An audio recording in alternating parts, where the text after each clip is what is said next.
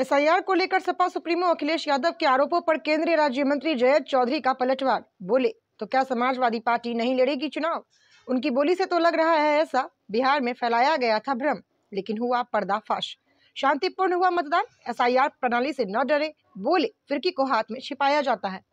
मैं एनडीए जैसी मजबूत टीम से खेल रहा हूँ। मेरठ के कैलाश प्रकाश स्पोर्ट्स स्टेडियम में स्पोर्ट्स एज यानी sports and entrepreneurship development for growth and excellence. Meerut में 2035 तक मेरठ की स्पोर्ट्स इंडस्ट्री को 40,000 करोड़ तक ले जाने का रखा लक्ष्य। 3 सालों में सांसद निधि से करेंगे खेलों पर 10 करोड़ रुपए खर्च। गांव-गांव में स्टेडियम और खिलाड़ियों को प्रोत्साहन करने पर होगा फोकस।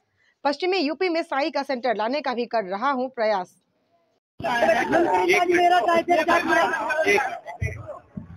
थोड़ा सा लोग माइक नीचे कर लें।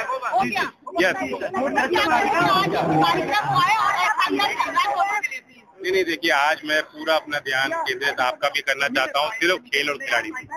हमारे मेरठ में बहुत टैलेंट है और अलग अलग स्पोर्टिंग डिसिप्लिन में यहाँ के मेरठ ने बड़े अचीवर पैदा किए हैं, खिलाड़ी पैदा किए। उनको प्रोत्साहन देने के लिए यहाँ के खेल उद्योग जो वन डिस्ट्रिक्ट वन प्रोडक्ट में भी राज्य सरकार की नीति का हिस्सा है और एक बड़ा उद्योग है, यहाँ लाखों को रोजगार भी देता है। एक एक्सपोर्टिंग इंडस्ट्री है और एशिया में आज बड़े पायदान पे ये स्पोर्ट गुड मैन्युफैक्चरिंग इंडस्ट्री जा रही है। उस इंडस्ट्री को बढ़ाने के लिए और कौशल विकास की जो संभावना है उसे बढ़ाने के लिए जिस तरह से बातचीत हुई आज मंच पे, सभी यहाँ के जनप्रतिनिधि आए। हम लोगों ने संकल्प किया है, मेरी निधि पूरी तरह से स्पोर्ट्स इंफ्रास्ट्रक्चर में मैं निवेश कर रहा हूँ। बाकी जनप्रतिनिधि भी उसमें पैसा देंगे तो स्पोर्ट एज गुड को हम फंडिंग देंगे। साथ साथ CSR से भी हम पैसा जुटा करके खिलाड़ियों को, उद्योग को और नए उद्यमियों को बढ़ाने के लिए एक नया कार्यक्रम, एक नया अभियान जिसकी शुरुआत आज है। कितना फायदा लगता है जो आपने सोचा कि 3 साल में 10 करोड़ रुपए करेंगे? आपको लगता है? देखिए, वो तो छोटी सी बूंद है और संसाधनों की जरूरत है। जो अभाव है, जो गांव में जिस प्रकार से निर्माण होने चाहिए, जो सुविधा मिलनी चाहिए खिलाड़ियों को, ताकि वो और कहीं पलायन करने को मजबूर ना हो, यहीं अपने खेल को विकसित करें, अपने टैलेंट को तैयार करें और देश और विदेश में जाके भारत का नाम रोशन कर रहे हैं, तो उनको और बढ़ावा मिलने की जरूरत है। तो ये एक छोटी सी बूंद, छोटी सी शुरुआत है और आज हमने इसलिए कार्यक्रम किया कि सभी लोगों की जानकारी में चीज आ जाए। अब हम खिलाड़ी को चिन्हित करके जो स्कॉलरशिप देना चाहेंगे उसको भी पता होना चाहिए कि स्पोर्ट एज कार्यक्रम क्या है, कैसे उसमें अप्लाई करेगा, कैसे यहाँ की जो इंडस्ट्री है वो भारत सरकार की जो विभिन्न योजनाएं हैं, राज्य सरकार की जो प्रयास हैं, उनसे बेहतर जुड़ के अपने निर्यात को, अपने उत्पाद को और बढ़ा सकते हैं। मैं एक उदाहरण देता हूँ, यहाँ 80% क्रिकेट की गुड की मैन्युफैक्चरिंग है। अगर आप देखें दूसरे स्पोर्ट्स में जैसे गोल्फ है, बैडमिंटन है, टेनिस है, वहाँ मेरठ से उत्पाद नहीं हो रहा और वो काफी वैल्यू एडेड टेक्नोलॉजी से एक एनरिच प्रोडक्ट है। तो अगर यहाँ डाइवर्सिफिकेशन होगा, प्रोडक्ट पोर्टफोलियो, नए प्रकार के उत्पाद तैयार होंगे, उसमें यहाँ रिसर्च की भी जरूरत है। इसमें यहाँ यूनिवर्सिटीज का भी रोल है, चाहे स्पोर्ट यूनिवर्सिटी हो जो सरदना में ध्यानचंद जी के नाम से जो राज्य सरकार बना रही हो, या चौधरी चरण सिंह विश्वविद्यालय की भूमिका है। दोनों विश्वविद्यालयों को भी काम करना है और साकेत में यहाँ ITI है। ITI को हम अपग्रेड करने जा रहे हैं PM सेतु में। तो स्पोर्ट एज ए स्किल को रिकॉग्नाइज करके हमारी कोशिश रहेगी कि यहाँ जो मेरठ में ITI जिसको हम निवेश करेंगे, वहाँ स्पोर्ट गुड इंडस्ट्री को ही बढ़ावा दें। कुछ लोग इसका विरोध भी कर रहे हैं।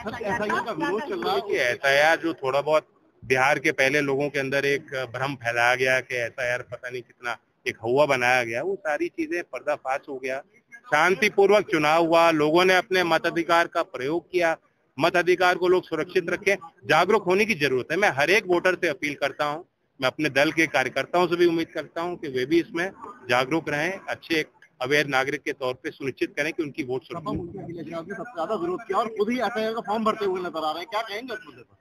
नहीं, मैं तो सभी नागरिकों को कह रहा हूँ कि SIR के प्रणाली से डरे ना, आगे आए, इसमें भाग लें। और ये पहली बार नहीं हो रहा, चुनाव आयोग की एक भूमिका है, चुनाव आयोग संवैधानिक संस्था है, उसमें विश्वास करें। यादव दावा कर रहे हैं कि हर विधानसभा से 50,000 वोट काटे जा रहे हैं और एक महाषड्यंत्र है। तो क्या चुनाव नहीं लड़ेगी समाजवादी पार्टी? उनकी बोली से तो ऐसे ही लग रहा है कि ऑलरेडी इतने हताश हो गए। सर, क्रिकेट बॉल आपके हाथ में रही, लेगिस्पिन करने की बात कर रहे हैं, 27 चुनाव में लेगिस्पिन करके वोट करेंगे। अब ये फिरकी तो आखिरी वक्त पे बताया जाता है ना, कभी कभी हाथ भी छुपाया जाता है जब बॉल डालते। लेकिन मैं किस टीम से खेल रहा हूँ तो सबको पता है। एनडीए की मजबूत टीम है। 27 में क्या रहेगा सर? एसआईआर को लेकर बहुत सारे बीएलओज ने खुदकुशी की है, बहुत सारे बीएलओज देखिए क्या कारण उसके हैं, ये अटकलें लगाई जा रही हैं। ये थोड़ी सनसनीखेज रिपोर्टिंग से सभी मीडिया वालों को भी बचना चाहिए कि इसने सुसाइड किया। बड़ा सैड केस, अनफॉर्चुनेट है। ऐसा काम नहीं होना चाहिए और इसलिए क्यों उन्होंने सुसाइड किया ये जांच करना चाहिए। साई का सेंटर नहीं है वेस्ट यूपी में, इसके लिए आपने कुछ प्लानिंग की है? इसमें मुख्यमंत्री जी से आग्रह किया था और राज्य सरकार ने विधिवत यहाँ सर्वे किया। साय की अथॉरिटी के ऑफिशियल्स यहाँ आए, उन्होंने सर्वे किया और एक स्थान उन्होंने चिन्हित किया है पश्चिमी उत्तर प्रदेश के एक जिले में और रिपोर्ट उन्होंने केंद्र सरकार को सौंपी। मेरठ स्पोर्ट एक्ट को लेकर अभी जो प्लानिंग है हाल फिलहाल मतलब कोई लक्ष्य लेकर चल रहे हैं? अभी दिल्ली में 14 तारीख में हमने सारे स्टेक होल्डर्स की एक कॉन्फ्रेंस करी थी। आज एक कार्यक्रम था जहां हम लोगों को के अंदर एक जागरूक करने के लिए सारे स्टेक होल्डर्स को हमने बुलाया। सभी जनप्रतिनिधि, विभिन्न दल के लोग जो अलग अलग स्तर पे इस कार्यक्रम में भाग ले सकते हैं, उनको हमने निमंत्रण दिया और आज एक MOU भी एक्सचेंज हुआ है ब्रिटिश एशियन ट्रस्ट और स्पोर्ट्स स्किल काउंसिल के बीच। तो ब्रिटिश एशियन ट्रस्ट की एक भूमिका इस कार्यक्रम में भी रहेगी। Thank you.